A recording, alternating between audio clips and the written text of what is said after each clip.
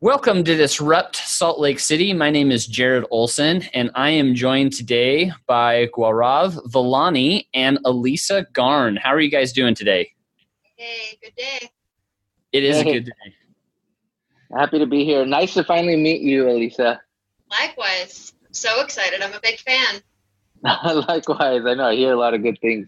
It's always awesome to get really popular HR people together for the first time because you never know what's going to happen after that. Good things are destined for sure. I'm expecting an earthquake or some sort of world peace movement. I'm not sure which. Cool. Well, Gaurav, why don't you tell us a little bit about yourself? I'm pretty sure the audience know Elisa and I at this point. Talk to us a little bit about what you're doing, what you've been up to, and today's podcast is we're going to explore how to make HR profit center, and you're really kind of leading the charge in a lot of these different perspectives. So why don't you tell us a little bit about yourself and what you've been up to? Sure. So again, my name's Gaurav Valani, and right now I kind of play a dual role. So I'm the head of talent at Overstock, and then Overstock also has a subsidiary called Medici Ventures, and I'm the VP of talent for one of those subsidiaries called tZero, which is essentially a fintech company. So I see HR and recruiting at tZero. And by the way, guys, if you hear a lisp, it's not how I normally talk, but I had a dental procedure done last week, and my whole tooth got extracted. So I'm wearing they call it a flipper, which is essentially a one-tooth dental, or one-tooth denture. So it just kind of prohibits how I talk. It's not a dolphin. That's good to know. That's awesome. Well, now you're going to be branded as the guy with the fake lisp. So Thanks. I'm excited to be here, man. That's cool. Well, when Gaurav and I got together for the very first time, you were telling me a little bit about your approach to recruiting. I mean, your background is you've owned a recruiting business for like forever, pretty much, and then you joined Overstock, and you did a really interesting thing. I'd love to hear a little bit more about where you actually, as the head of talent, had the HR team report through recruiting, and I'd love to know a little bit more about why you decided to structure it that way and some of the success that came there. Sure. Yeah, so to just give you context on how that even happened was, as you mentioned, Jared, I used to own a staffing agency with 7 other partners. And, one of the barriers to entry to any client that we would try to acquire would always be HR. But we always knew that, recruiters, sometimes they move at 100 miles per hour, and that's not always a great thing. And then HR moves kind of like at 10 miles per hour because they're making sure everything's done right. And nobody knows all the headaches that HR has to go through on the back end. But so I always felt like if HR could just move a little bit faster, things, we could get people in there a lot faster, candidates and employees. So once we sold the staffing agency, I used to go in and consult at different companies. And I would always see why they would have a hard time getting talent in there a lot faster. And one of those reasons was because HR was constantly vetting and pushing. And sometimes, not always, but some companies, HR departments wanted to control the entire recruiting life cycle. And I would always think that, man, why does HR want to control recruiting when recruiting knows recruiting? And so when I would start consulting at these companies, I would say, well, maybe we should get a recruiting executive and then have HR report into them if you guys want to get talent in there faster. So that was my main goal, was how do we get talent into the companies faster? Because, we hear this term all the time that's been coined, war for talent. And I think that's a real thing. And I think the faster we can get people into companies, obviously the better off they'll be, and they can scale quicker. So that's how that happened at Overstock. Yeah, I love that. Elisa, I mean, you've been in staffing as well in the past, and now you're the head of HR. What are some benefits you see of creating an HR program based off of the applicant experience? So I want to ask a question just to clarify some of what we're talking about. So, Gaurav, when you're talking about having HR reporting into essentially the recruiting and talent function, are you separating out HR as a function at the company to, basically what I'm asking is, are you branding HR as policy, procedure, payroll, benefits, and segmenting that out as an HR function, reporting up through the talent, the broader talent management thing, because I think that's an interesting concept as well. And I don't want to completely avoid your question, Jared, but I just want to touch on that a little bit, because that's, before I go into my next, what I wanted to say is that, to clarify, is that what you're talking about? Yeah, actually, it's exactly what we're talking about. And it's like the whole people experience, right? And I think it starts on the front end with recruiters, and then as their internal employees, it kind of then facilitates more towards the HR. But there is the policies, procedures, all of that we think about as well. Okay. That's a really interesting trend, I think, that I've seen more and more companies, especially progressive companies, but not exclusive to large companies. I think even the mid-sized market is really jumping on this to say, look, we have people operations now, and we're segmenting out HR as a part of that. But that's, I think, a really interesting rebranding of the whole function and purpose of what traditionally has been personnel and HR in a company. Is now it's evolving into people operations, and HR is just an element of that. So just a little bit of a sidebar there. And then, Jared, I'm sorry, what was your question one more time? Yeah, so my question is, you've been in the staffing industry yourself. You're currently overseeing the human resource for Christofferson Business Travel. What are some of the benefits you would see of having your HR-minded employees look at how to change things internally from the perspective of the candidate experience?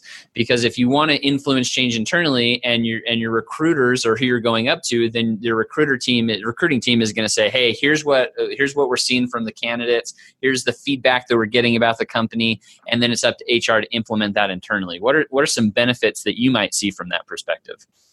Well, it sort of aligns well with what we were just talking about. I mean, if your emphasis is on candidate experience, and we're getting away from just putting butts in the seats and getting people hired to fulfill jobs, and we're actually taking more of a vested interest in what employees are experiencing from the first time they see your company branded to, the first time they apply for a job, to onboarding, to inboarding, their experience as an employee, and then also offboarding, like that entire process, plus their version of your brand or their experience of your brand after they leave your company. That's becoming more and more prevalent and a more strategic focus of all companies. And for us at Christofferson, what's been fun is virtually our entire HR team in the people side is brand new. So we don't come from our industry. We don't come from travel specifically, but we're able to bring in a fresh set of eyes to the company and really redesign candidate experience. We have a pretty aged workforce population as far as our talent pipeline in the industry. So it's really fun to explore motivators in the candidate life cycle for various generations, and not just emphasize the millennial and the Gen Z coming in, which I think most other companies are. So I really get a lot of joy out of that, because it's more challenging, and you can't just take a cookie cutter, one size fits all approach to any type of candidate experience or talent experience. But to Gaurav's point, I mean, when you work in staffing, you have to go a million miles a minute because your competitors are. And if you're not, and it's a little bit of a numbers game eventually, but you get enough candidates in that pipeline and try to get them hired before they're getting offers elsewhere. Yeah. So I think all of that just is, I'm glad to see that the trend is more and more, not just HR professionals, but even executives are starting to understand that concept. Cool. Yeah, I agree. Talent professionals a little bit better and easier. I agree. Yeah, that's a great point. Well, let's kind of explore a little bit more about this disruptive idea of making HR a profit center. So, Gaurav, tell us a little bit about what you were doing as it relates to your candidate lists and Overstock, when you find somebody you like that you didn't have a place for, and how you guys decided to make some money in that process. Yeah. So again, coming from owning a staffing agency, it's as sad as it is or whatever, you kind of always think about placement fees and trying to get candidates jobs and always like the right job, of course. And when I came into Overstock, I had no idea, but Overstock in 2016, this was before I got there, they were spending over $3 million annually on staffing agency fees. And when I sold my agency, I had a non-compete. Like, I couldn't work with agencies. I couldn't start another agency. So then I kind of became resentful of staffing agencies. So like, screw them. I'm going to beat them myself then. And I said, there's no reason we should be spending this much money on staffing fees, on placement fees or whatever. And so what I thought was, well, Overstock, for every position that we work on at Overstock, we interview at least 5 to 10 candidates, and then we'll make a selection. And I was like, well, what's happening with those other 9 candidates? And I was like, I bet you they're very qualified and they're going to get a job somewhere. So what if we could take our database and use that to generate revenue, and see if we can talk to those candidates and say, look, if we can't get you a job at Overstock, maybe we could help you find a job at one of our other, a smaller company or another company here in Utah or in the state. And so then we flipped that and we went to different clients and we'd say, look, and I knew this because of like former clients of mine from owning the agency. I'd said, look, you guys are spending $35,000, $40,000 per placement. What if I were to find you a candidate and just charge you $5,000 or $9,000? I just made up whatever number that I thought they'd accept, and they would accept it. That's what we do in HR. We just make it. That's right. Whatever we want, And whoever wants to pay me $9,000 can pay me $9,000. Whoever wants to pay me $5,000 can pay me $5,000. So we just started going to clients, and we thought this is a better value add. We have vetted candidates. They're actually really good. They didn't work out for Overstock, but they were going against 9 or 10 other people, but they may work out at your company. And we didn't present everyone. I mean, if there were some candidates we would not feel comfortable presenting, but the ones that we did, we essentially flipped them, and then that's how we started turning a profit. So there's so many corporations have this large database of candidates that have come in and out of their company. And I just think that there's so much revenue sitting there. And then there's an opportunity for that company to provide a value to candidates. And I think there's one phrase that always goes on in my head, and I try to get my employees to think like this. I'm like, HR seriously is the new career coach, right? So if we can treat every candidate like a career coaching client, then they're going to love working with us. They're going to have a great experience, whether or not they get a job at Overstock. Hey, I love this idea, and I've actually got to thank you, Gaurav, because when you told me this idea, I took a spin on it. And what I've actually been doing is I collect employee net promoter scores and find out people who are unhappy. Then I think HR should be that place where we care more about the employee, and we say, hey, if you're unhappy here, like we know millennials stick around for 3 years. And so if they're coming up on 3 years, why don't we bring that employee in and say, hey, statistically speaking, you probably want to go find a new job. We're okay with that. How about you let us as the HR department help you find a new job? And we can then go to these other employers and we can say, hey, I've got 3 years worth of data on this employee, and they need help. The employee needs help getting an introduction to a certain company, and they don't know necessarily how to do that, especially if they're young in their career. The employer of the new company, they don't want to pay that whole placement fee. And the company that I'm with or helping, they want to know succession plan, when somebody's going to leave, and they could make some money along the way. You could charge $5,000 or $9,000 to help that employee find a place at another company. And all of a sudden, we're getting our disengaged employees happier at new companies. We're figuring out our succession plan, and we're making some money along the way. And HR starts making this additional revenue. And so your idea kind of spawned that idea for me, and it's just been kind of a lot of fun to explore and figure out how to help these people be more successful. Nice. I love it. I'm going to add to that too, because I think this is a really cool trend. I think that's happening more and more. Bamboo HR is doing this now as well. But you think about Gaurav, coming from agency, like your database is your IP, right? Like that's what you own. That's your differentiator and your money essentially. So it's kind of the same thing here. We have this ATS with all of these candidates over the years that we've collected thousands and thousands of people. And for me coming in, I mentioned a challenge that we have is our population in the travel industry, the average age of somebody that works in travel is 42 versus every other industry, which averages out to be about 29 to 33. So we have this really interesting challenge of not only do we have to figure out how we're going to bring new people into the industry, but how are we going to be attractive to younger generations where travel is not the same type of sell that it was back in the 70s, 80s, and even 90s. So one of the things that we're adopting is kind of like a boot camp style, introduction to travel one-on-one, but we're building it out as a double revenue generation stream. So first part is we're building a certification program. So we're going to have all of our own employees go through it, but we'll also offer externally to anybody that works in travel. So somebody that kind of like the SHRM certification, I guess you could say, but specifically for travel individuals. So they can go through, they can pay for this course, go get certified, but it's also used as, like I said, like a boot camp or an introduction to travel that we can, at the end of that program, offer either internships or employment to people that really stand out, and then we can take that opportunity to mentor them and bring them in and train them internally. We also use it as a pipeline channel for our independent contractors, so maybe they want to work in the industry, but like a side gig or a side hustle that is so prevalent in the millennial generation anyway, we can use it for that. But then we also plan to take those candidates and say, hey, look, if there's not a place for you at our company, we'll absolutely take you out to our competitors. And for us, it's kind of like you, Jared. You've got these other things that you're using this program for. It's not just about revenue generation, but there's other advantages. And for us, we're reinvesting in our industry.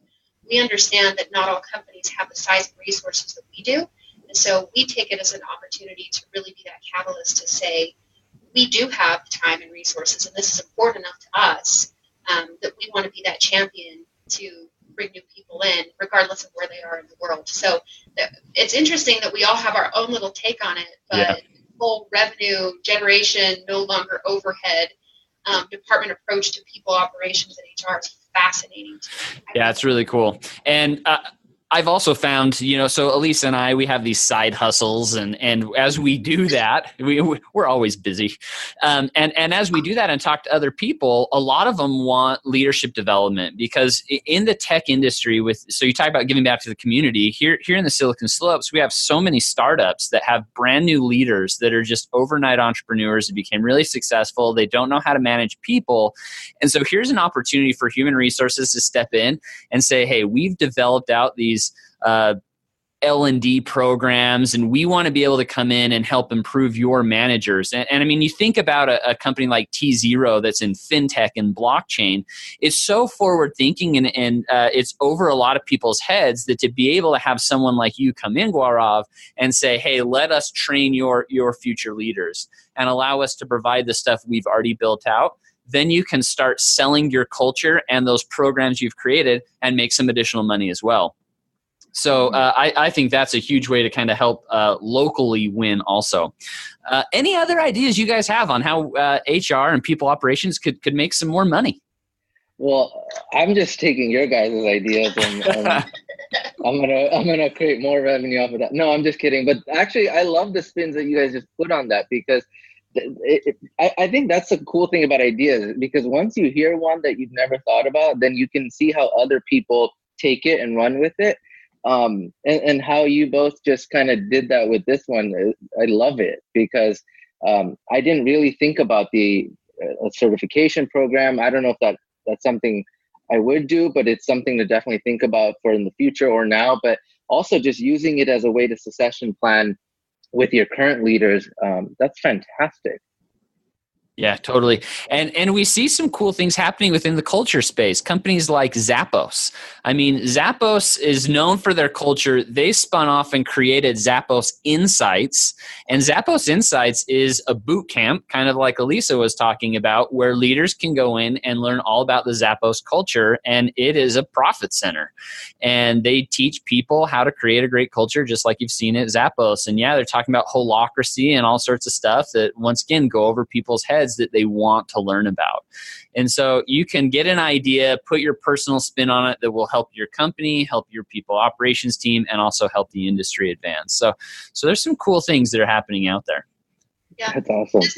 How long has Disney Institute been around? They're probably one of the first examples I've seen of a company that has done a really great job to say, look, we do this well, and other companies are constantly asking us on how we do it. And instead of just giving it out for free, they probably, I don't know, I mean, maybe they did it first, but you get enough of that. Sometimes your audience tells you where your opportunities are. Christine at 4Foods Group is doing something interesting on the profit center side too, where their industry is a little different because, they have all of these franchisees underneath them of the brands that they manage in the food industry. But one of the things they're doing is they're actually invoicing these departments and these brands for the services that their people operations offer. So not necessarily revenue generating in terms of, we're going to get X dollars from another company to do these things, but they're looking at it to say, here's the value that we're bringing your department based on, essentially billing this department or this brand X amount of dollars for this amount of time on recruiting or this amount of time on benefits management. And they're building out their own P&L. And I could be completely just chopping this up on Christine's behalf. As I understand it, this is really interesting to me because historically, HR has not been a really strong advocate's the wrong word, but they're not usually very involved and entrenched in the benefits and budget. The budget's part of the business, other than here's your budget, you're managing payroll, you're managing our benefit programs, here's the X dollars you have to work with.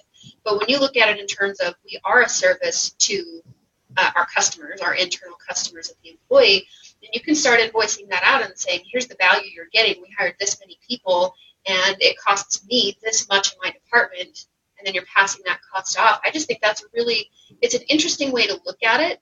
I don't think that would be a fit for all cultures, but in that particular company, again, it's just another example of innovation where you've taken an opportunity to say, we are valuable, this is what we do for a company, and start to change the conversation and almost take control of the conversation instead of being in that reactive mode. Yeah, I love that. And to kind of to piggyback off that idea, I want to throw out just kind of one final question to both of you. As I learn of different companies, almost every time I hear about what they're doing, my mind immediately goes to whether it's software, whether it's a service, my mind goes to how HR can influence the product to be better. Right? Like I just had a really great tour of Qualtrics. And as I was walking around Qualtrics, learning about what they're doing in surveying and understand audiences, I just kept thinking, oh my gosh, HR needs this. And Qualtrics can create software that will improve the HR industry. And here's the influence that you need from people operations. So how can we get more HR professionals out there changing the way the product is decided and the strategy of product? Well, I'll hop in and then I'm going to let Gaurav finish this off. But I will tell you, being in the walls of corporate HR, talent, whatever your role is, it's really difficult to get out of those four walls when you're in it because you get busy, you're constantly running from meeting to meeting, and if you're an engaged employee, like I think all of us are, it's hard to be able to step away from that and try to focus and prioritize other projects. Sometimes you have to, like let's say you're exploring a new HRIS as an example, and so you're having to go to market and do the calls and find out all the bells and whistles that are out there. But coming from a heavily network-focused role to coming back into the four walls of a corporate setting, I've had to very intentionally focus on not just my networking in terms of staying connected with colleagues and peers, but making sure that I'm staying abreast of what is new and innovative, not just in my industry, but also in my profession. I think there's a lot of different avenues. We've got Disrupt HR, which is a great channel. There's SHRM, which is an okay channel. But if you're not taking charge of that and you're being reactive, waiting to be sold to, how many emails do you get a day of, I can solve all of your problems with this one tool or this one software, this one program? For me personally, I take every single one of those because I'm very clear about expectations. I've got 15 minutes, so keep it to that. Here's what I want to know about your product. But I take meetings. I take those phone calls and I take webinars because I know that if I'm not, I'm doing a disservice to my company and myself with my development opportunity. So as far as how to be an influence on that, these companies that I've chosen to work with recently, like Motivosity, is a game changer for our company as far as our engagement. We also recently implemented an electronic onboarding and workflow system called HR Cloud, which ties into our HRIS. Like these are things that are changing my company inside out, creating solutions for our managers, offloading a lot of their day-to-day burden, and making me look better, but also just changing the way that I'm going to be able to function in my job to free me up to be more strategic. How many HR people do you guys talk to that are like, I want the seat at the table and I want to be more strategic, but I can't because I'm also doing 150 other things. Well, if you're not the one that's taking charge of making the change to free up your own time to focus on that, then you don't have anybody to blame but yourself. So that's my 2 cents, but I'm really interested to hear what Gaurav has to say about that. No, it's much more of what of what you're saying. So just to kind of piggyback, it's number one, sort of like how you guys are doing it. It's taking that approach of how can I be a solution, having a solution focused mindset. And I get that there are gonna be days where you probably do get bogged down with a million little tasks, and you just take those days and accomplish whatever you have to do. But I think it's saying, look, how can I dedicate maybe 10 hours, 5 hours, 1 hour a week to saying, what are the problems that need to be solved? What are some of the biggest things that could help my company move forward or move along a process faster? And then I think beyond that, it's exactly what you two are doing, right? You guys are constantly out there meeting and connecting with so many brilliant HR professionals and who are teaching you guys so much, and you're teaching them so much. And I think that's important because, back in the day, people used to, I think, hold on to so much information and never share it. But I think, collaboration is kind of replaced competition. And the more you can collaborate and share ideas with people, just like we mentioned maybe 10 minutes ago, somebody else can take that idea, spin it, and enhance it and make their company a lot better. When I went to the SHRM conference, I just kept thinking of Jared's description of what he described a lot of antiquated HR professionals to be. I forget that name. And yeah, so Scott Johnson Motivosity helped us with Dolores. Dolores. And there's so many our Dolores listeners. No offense, but I think a lot of Dolores listeners just maybe haven't had a chance to meet the Elisas and the Jared Olsons of the world, right? And so this is where things like what we're doing are really important, and getting content out there and then educating clients on just a lot of different solutions and tools. Cool. And as we do that, figure out how to make some money along the way for your company, right? Mm-hmm. Right. Cool. Well, hey, Gaurav Valani, thank you so very much for joining us today. And thank you, Elisa, as well. We really appreciate your guys' insight and what you're doing with that to change the HR profession. Keep it up. Thank you guys for having me. Okay. Thanks, guys. Take care.